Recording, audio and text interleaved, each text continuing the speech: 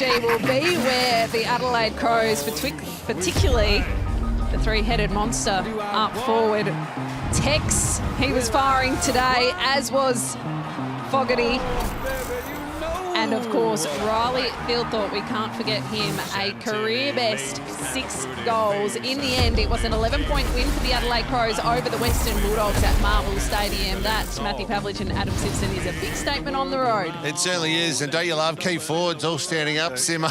I think it's nice to see. It's seeing a bit more of it. Freeman obviously got 3 key forwards. We talked about it tonight. Stood up late, but it can be a huge weapon, and you're right, that is a big scalp on the road. The Western Bulldogs, who I think everyone thinks at their very best, can certainly challenge for top 4, but the Crows, they're in serious form. It's great to see a system pay off too. Yeah. Like the doubt that's been given on playing through. It's always doing something unique, a bit like Darcy and Jackson at Fremantle. So for that to come off, to be honest, the Bulldogs' biggest weakness is their back line, and their ability to handle tools is an issue that obviously they faced today with the delivery they got and the talent they've got up forward.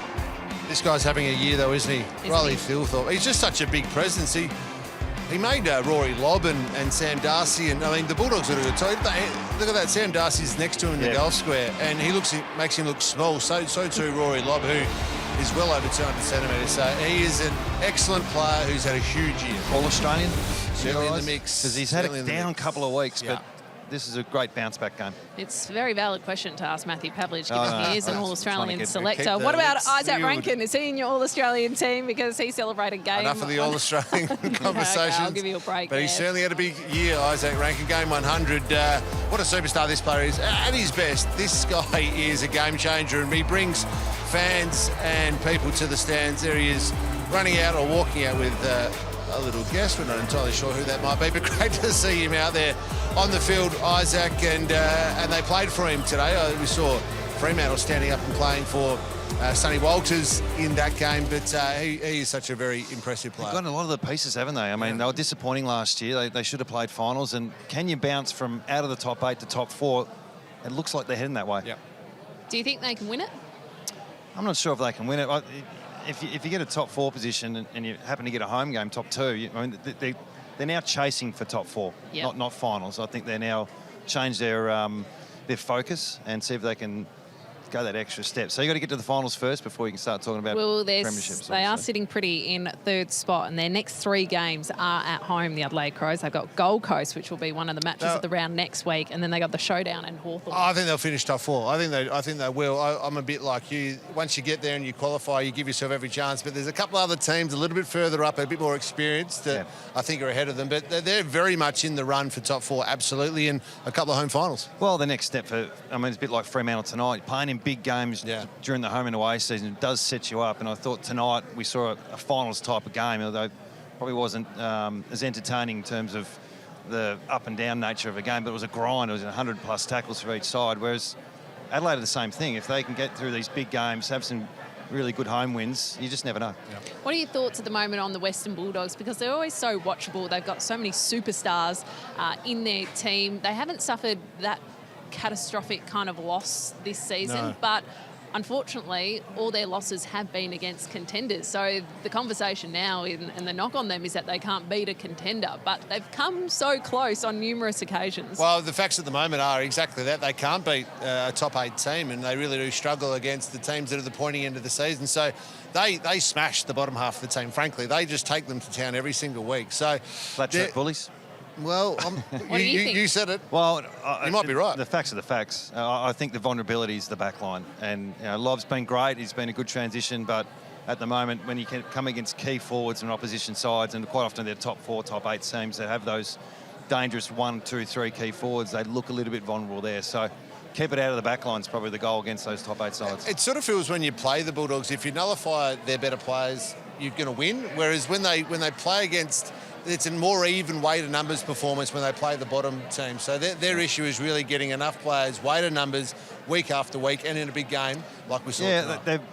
This year they've relied on their clearance work and score some stoppages. Over 50% of their scores have come from clearances. So you don't want to be number 1 at one thing. You want to be top 4 at everything. And unfortunately, or fortunately, that you take away that one strength, there's some vulnerabilities underneath. You've always said that, and you clearly know what you're talking Yeah, about, well, having I won a probably say it premiership. too much, but anyway. No, you don't. It Let's works. get to the coach of the Western Bulldogs, Luke Beveridge. The three inside sort of real leaders in Marcus and Tom and Ed trying to will us over the line. We just didn't have enough today to complement their influence. And so, yeah, look, we've got some challenges, but I remain optimistic that we can continue to improve. But under the circumstances, it's a pretty disappointing afternoon against who we see as a really good side. Oh, there's so much upside when you look at the Western Bulldogs, and they're right there. They're just in ninth spot this evening, and they've got a massive Friday night clash against Brisbane at the Gabba next week. Let's head into the newsroom now. We'll bring in Jade Clark. Any injury fallout from this game?